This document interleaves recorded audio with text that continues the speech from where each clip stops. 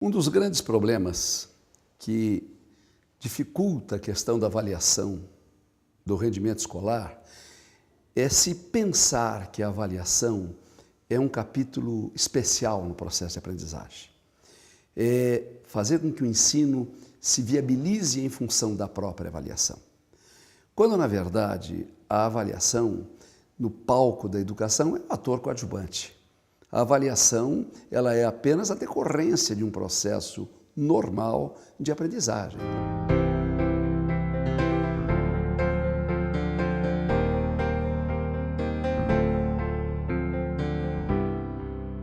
Na vida, nós nos avaliamos frequentemente e nem nos damos conta que estamos nos avaliando. Mas se uma pessoa olha no espelho, se vê se aquele sapato está adequado para aquela roupa, se aquela postura talvez seja mais conveniente para as dores musculares que eventualmente pode enfrentar, esta pessoa está fazendo uma avaliação. Então, a não ser em certas situações muito especiais, situações médicas críticas, em que a gente vá fazer uma avaliação de saúde, nós fazemos uma avaliação da saúde de uma maneira quase inconsciente. Se eu estou bem ou não estou bem, eu estou disposto ou não estou disposto, eu estou sonolento ou não estou. E, portanto, a vida humana ela é caracterizada por um processo de permanente avaliação.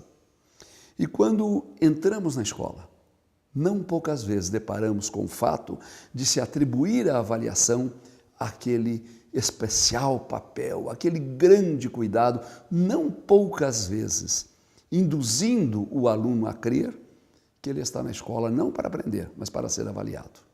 Daí a colossal importância que se dá para as provas, a colossal importância que se dá para as notas e tudo mais. Então, o primeiro obstáculo a superar é aceitar-se a ideia de que a avaliação faz parte de uma rotina com a qual temos que estar lidando a cada instante, a cada momento.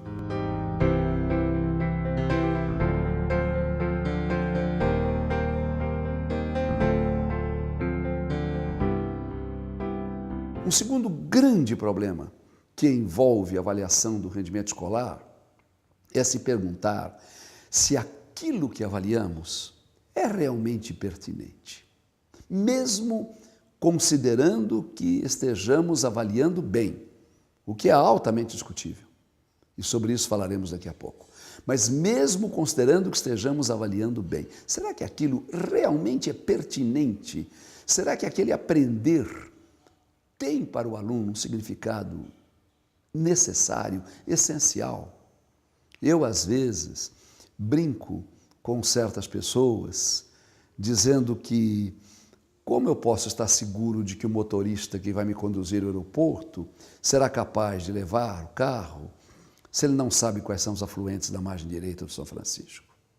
De que maneira eu posso confiar que aquele garçom que vai atender a minha mesa será capaz de atender a contento se ele não sabe se Cruz de Souza é um poeta romântico ou um poeta parnasiano?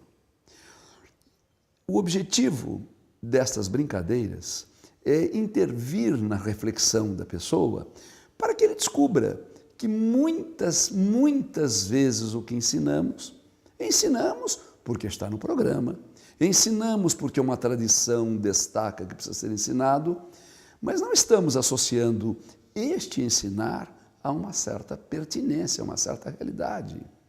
Me lembro, há poucos meses atrás, fazendo uma palestra numa cidade do interior gaúcho, um diretor de escola, muito preocupado, me indagou se eu era favorável ou não ao fato de promover alunos com dificuldades especiais e que, por força das suas dificuldades, não se mostravam capazes de superar o desafio da escolaridade. Em outras palavras, não sabe matemática como deveria saber uma criança de quinta série e não será capaz de saber, porque o seu não saber não decorre da involuntariedade de querer, mas da sua deficiência física. Ou não é capaz de ler. Devo, em nome da inclusão, aprová-lo ou não devo aprová-lo?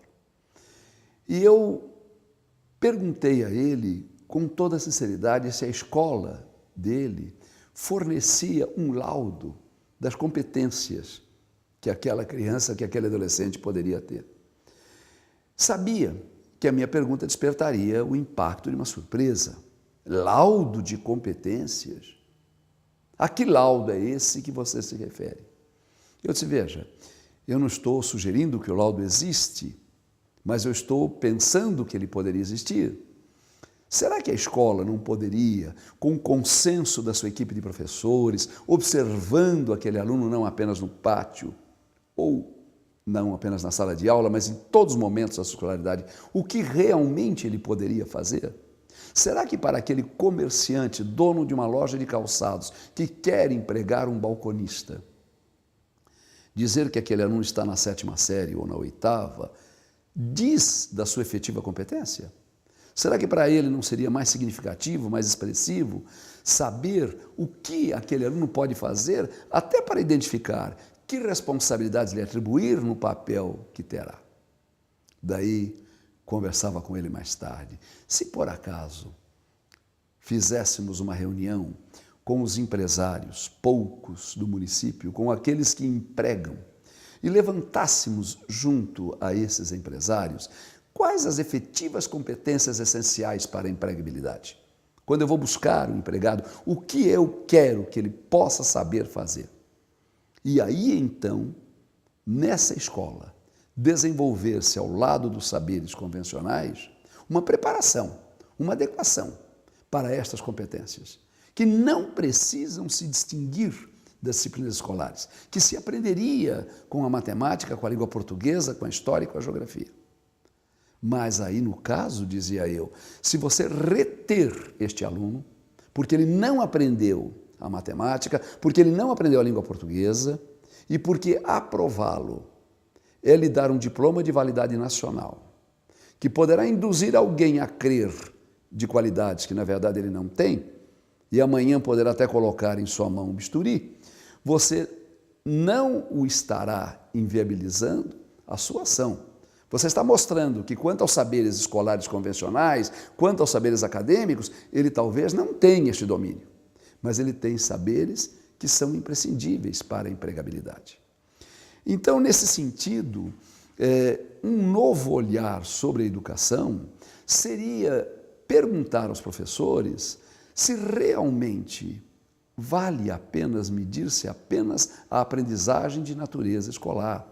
Se esta aprendizagem de natureza escolar pode me falar da sociabilidade daquela criança, pode me falar da facilidade com que ele faz amigos, pode me falar da sua habilidade para resolver problemas, para possuir e apresentar uma análise sistêmica de uma situação. Me lembro que há muitos anos atrás, numa escola particular que trabalhava, tínhamos um aluno brilhante. Brilhante. Aluno que, numa explanação oral, falava dos seus saberes com uma graça e com uma eloquência que nos impressionava. Atualizadíssimo, lia as publicações, tinha uma qualidade exponencial muito acima da média referente à série em que estava. Nunca tirava mais do que 1,5. Porque eu vim a saber depois, este aluno era portador de dislexia e, por força desta dificuldade, a sua grafia lhe impunha escrever palavras erradas. Não as escrevia por descuido, não as escrevia por desconhecimento, mas por um imperativo da patologia que o atingia. E como naquela escola havia uma norma de que todas as provas eram discursivas, e todo professor, independente da disciplina que ministrasse, deveria descontar 0,25 por erro ortográfico, este aluno tirava, numa visão do conteúdo que colocou, a maior nota. Mas, procedidos os descontos a que estava submetido, chegava a uma nota baixíssima. Me lembro que fizemos uma reunião de professores, discutimos, e eu propus a ideia de que ele fosse avaliado apenas oralmente, porque a sua oralidade não sofria os tropeços da sua linguagem escrita. Houve muita indignação. Professor Celso, como eu vou arquivar uma fita gravada no prontuário desse aluno se a prova material dele tem estes erros? E eu dizia, professor, mas se o senhor colocar um parecer de que o examinou oralmente, de que ele revela competência, eu creio que este parecer assinado pelo senhor tem validade maior do que essa eventual prova que ele fez. E como aquela escola possuía um regimento que abrigava algumas alternativas diferenciais do comum, este aluno foi aprovado. Anos depois, encontrei-o num shopping. Conversamos e depois da intimidade daquela conversa, eu me senti com ousadia para lhe cobrar das dificuldades. Principalmente quando ele me contou que era jornalista. Uma carreira que obviamente precisava do manejo da língua e da palavra com muito mais fluência que outra qualquer, da palavra escrita. E ele me respondeu de uma maneira muito simplista. Professor, meu problema desapareceu. Com o computador inventaram o Word. E se eu escrevo errado, a própria máquina se encarrega de dizer a alternativa correta. E isto me fez refletir que muitas vezes o problema da avaliação está ligado à impossibilidade, no momento de se avaliar, o lado que deva ser avaliado. E, efetivamente, o Word representou para este jovem o que representa para um aluno míope, que de repente tem letras ruins, não enxerga a lousa, porque por acaso vive numa cultura onde não se inventou o óculos. E tudo isto que eu estou colocando é no intuito de ressalvar aquela indagação. A escola precisa avaliar o aluno na sua integridade, no amplo espectro de suas competências, e não apenas naquele restrito campo dos saberes escolares. Mas não quero com isto afirmar que não se tenha que discutir a avaliação clássica dos saberes escolares. E isto, naturalmente, nós agora o faremos.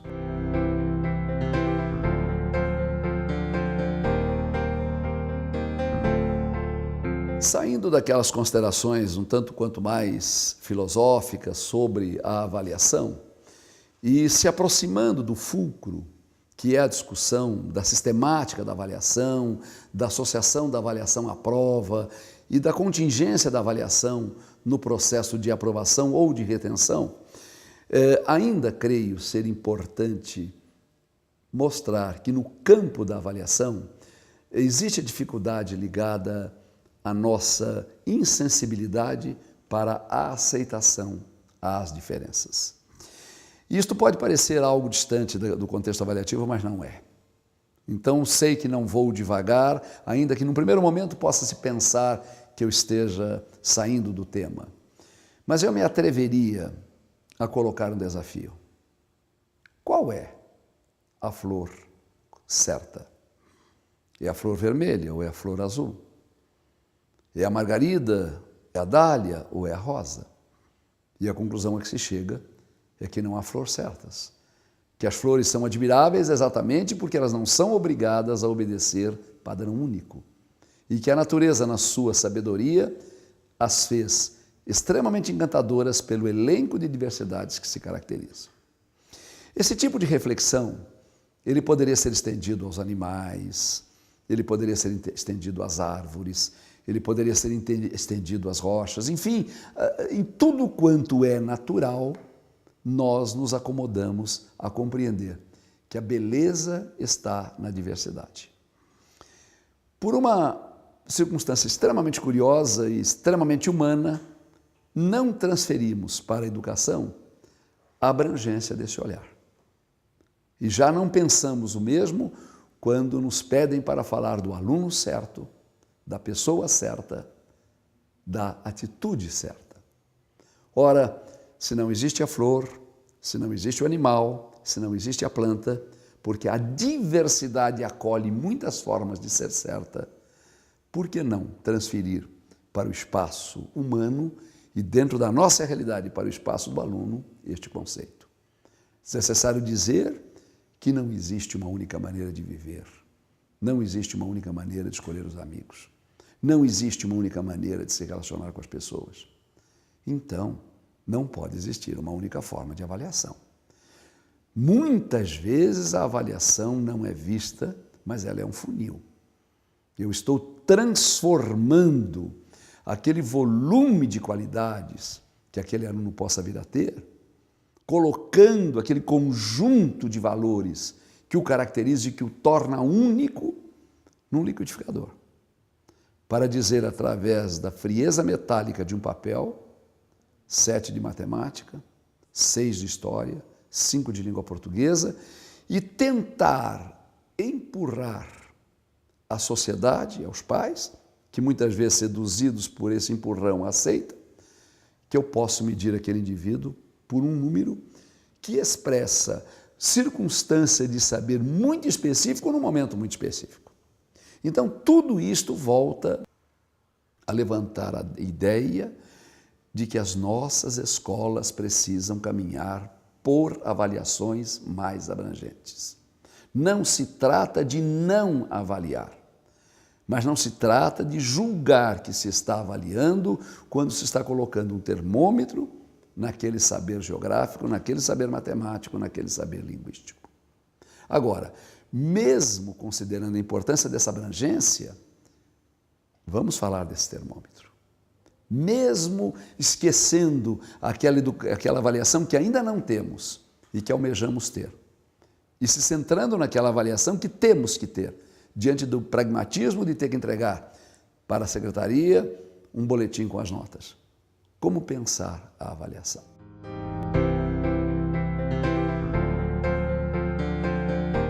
Os educadores